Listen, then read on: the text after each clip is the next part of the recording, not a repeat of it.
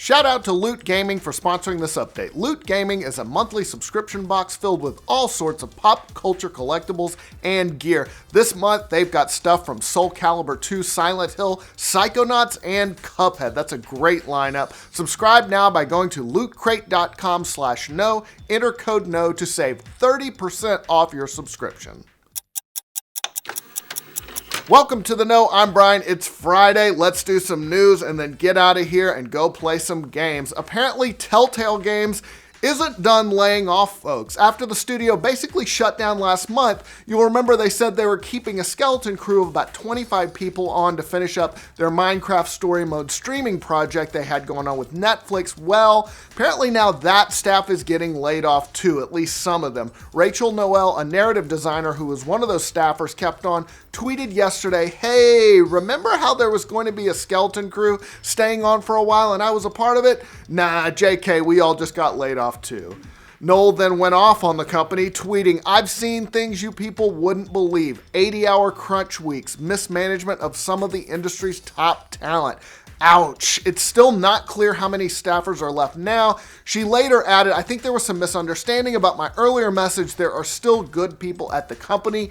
My team is done." Then she was asked how many are left at Telltale now. She said, "Not many," so that really sucks. All right, on to some better news. Apparently the long awaited option to change your PlayStation Network name is right around the corner. Kotaku says that the change is coming soon and that developers of multiplayer games are now preparing to make sure that they're compatible when it does happen. So that's a pretty big sign that things are happening. No time frame yet, but definitely a good sign. Some say the capability was added in the recent 6.0.0 firmware update, so very good news for gamers like myself who have been wanting to update their crappy 10-year-old PSN name forever. Hopefully it's coming soon.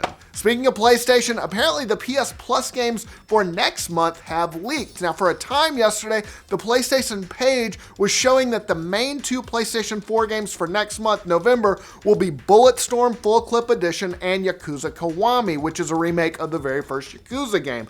We'll know next month if that's real, but definitely a nice couple of games to offer if it's true. Come to think of it, PS Plus has had a pretty good year of games. Bloodborne, Destiny 2, Mafia 3, Ratchet and Clank, Heavy Rain, God of War 3, now possibly Yakuza. That's right there. That's pretty worth it.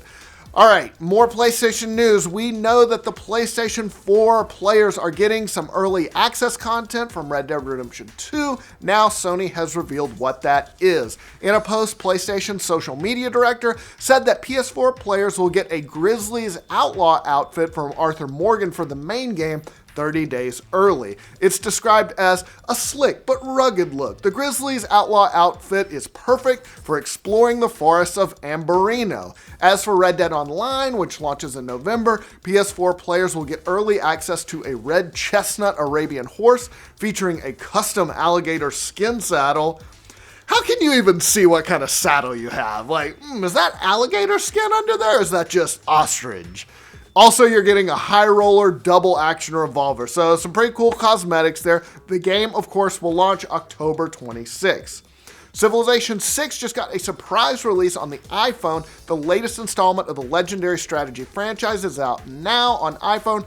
And while you get 60 turns free after that, it's $24, which is pretty pricey for a mobile game. They're kind of going the Square Enix route, it seems like, but it is the full version of Civ 6. Now, the game has also been ported to the iPad. It's coming to the Switch next month. The original Civ 6 came out for PC in 2016, got good reviews. It got an 88 on Metacritic, so nice addition to the iPhone there. We got some leaked footage of a Harry Potter game earlier this week, and now we got a look at the MMO that Amazon's been working on. And weirdly, the footage was leaked on Pornhub. Don't ask me how I know that. Anyway, it's called New World, and we've known about it for a while. It's being developed by the new Amazon Game Studios.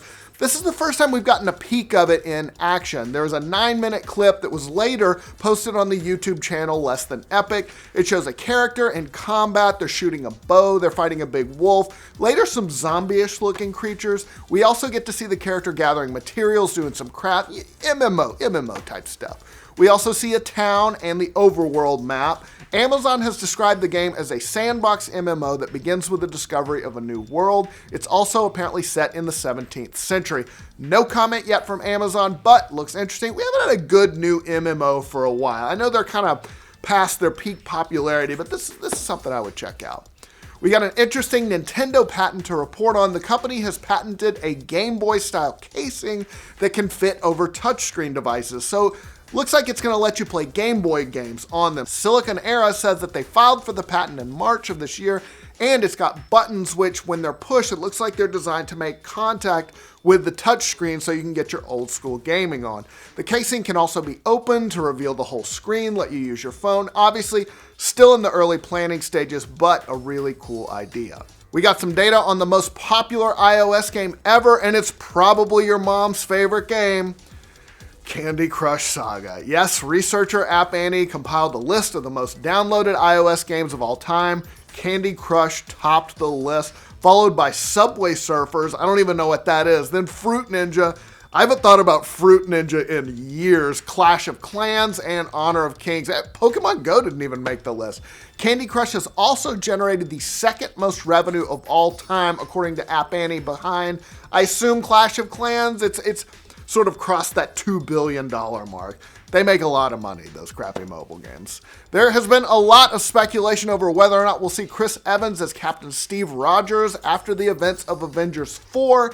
He's been indicating that he wants out for a while, and we know his contract's just about up, but ever the optimist, MCU fans have held out hope that he would stick around as Captain America. Sadly, it looks like Avengers 4 might be the last time he holds Cap's shield. At least that's what Chris Evans' latest tweet seems to point to. He's a pretty good source for that. It reads, "Officially wrapped on Avengers 4. It was an emotional day to say the least. Playing this role over the last 8 years has been an honor. To everyone in front of the camera, behind the camera, and in the audience, thank you for the memories. Eternally grateful." Kind of sounds like a goodbye, doesn't it? We'll know for sure next May when the still untitled Avengers 4 hits screens. All right, let's wrap things up. We just found out that Jon Favreau's live-action Star Wars series is called The Mandalorian and is set between Return of the Jedi and Force Awakens. Also sounds a bit western-y, kind of follows a lone gunslinger in some familiar-looking armor making their way through the post-Empire chaos. Now, details are still scarce, but now we know some of the talent behind the camera. Pretty darn impressive. Jon Favreau has writing and showrunning duties. His stable of directors includes Thor Ragnarok's Taika Waititi, actress Bryce Dallas Howard, whose dad just took a turn at Star Wars with Solo, but we're not going to hold that against her. Jessica Jones' Deborah Chow, and Dave Filoni, the cowboy hat-wearing brain behind the Clone Wars and Rebels. Now we know why Filoni wasn't taking a central role on the new animated Star Wars show Resistance. He's dipping his toe into live action, and that is cool because his Mandalore Warrior storylines and Rebels were freaking great. The Mandalorian is currently shooting. It's expected to debut on Disney's upcoming streaming service sometime next year. All right. That is all the news we've got for today. Let us know what you think about these stories down in the comments below. For all your news from every corner of the internet, like this video, subscribe to The Know, check out our website, as always, theknow.tv. Have a great weekend. Be good to each other, play some games.